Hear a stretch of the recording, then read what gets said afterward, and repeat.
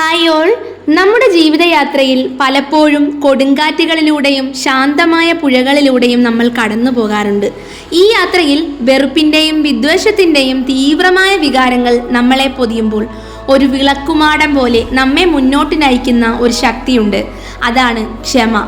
ക്ഷമ എന്നത് കേവലം ഒരു വാക്കോ ഒരു നിർബന്ധമോ അല്ല, മറിച്ച് അതൊരു ആന്തരികമായ വിപ്ലവമാണ്.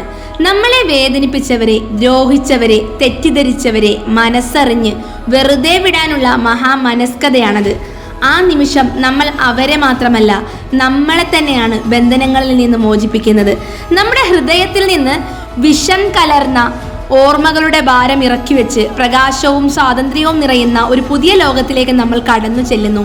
ഒരു തൈ നടുന്നത് സങ്കല്പിക്കുക.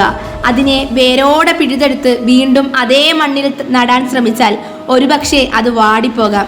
എന്നാൽ അതേ തൈയെ സാവധാനത്തിൽ സ്നേഹത്തോടെ മറ്റൊരു മണ്ണിലേക്ക് മാറ്റി നടുകയാണെങ്കിൽ അത് വീണ്ടും തളിർത്ത് പൂത്ത് കായ്ച്ച് സമൃദ്ധമാകും.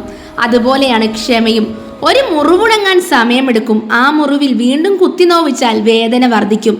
എന്നാൽ ക്ഷമയെന്ന മരുന്ന് പുരട്ടുമ്പോൾ ആ മുറിവ് സാവധാനം ഉണങ്ങുകയും നമ്മൾക്ക് വീണ്ടും പുഞ്ചിരിക്കാൻ കഴിയുകയും ചെയ്യും. ക്ഷമിക്കാൻ പഠിക്കുമ്പോൾ നമ്മൾ നമ്മളെ തന്നെയാണ് കൂടുതൽ സ്നേഹിക്കുന്നത്. നമ്മുടെ മനസ്സിനെ വിഷാദത്തിൽ നിന്നും ദേഷ്യത്തിൽ നിന്നും മോചിപ്പിച്ച് ശാന്തമായൊരവസ്ഥയിലേക്ക് നമ്മളെ തന്നെ ഉയർത്തുകയാണ് നമ്മൾ ചെയ്യുന്നത്. ഇത് നമ്മുടെ മാനസിക ആരോഗ്യത്തിന് മാത്രമല്ല, നമ്മുടെ ചുറ്റുമുള്ള ലോകത്തിനും ഒരുപാട് നല്ലതാണ്. കാരണം ക്ഷമയിലൂടെ നമ്മൾ ലോകത്തിന് സമാധാനത്തിൻ്റെ ഒരു പുതിയ സന്ദേശമാണ് നൽകുന്നത്. അതെ, ക്ഷമ ഒരു ബലഹീനതയല്ല, അതൊരു ശക്തിയാണ്. ഏറ്റവും വലിയ വെറുപ്പിനെ പോലും സ്നേഹം കൊണ്ട് കീഴടക്കാൻ കഴിയുന്ന, ഏറ്റവും വലിയ വേദനയെ പോലും സമാധാനമാക്കി മാറ്റാൻ കഴിയുന്ന ഒരു ദിവ്യ ശക്തിയാണത്. That's it.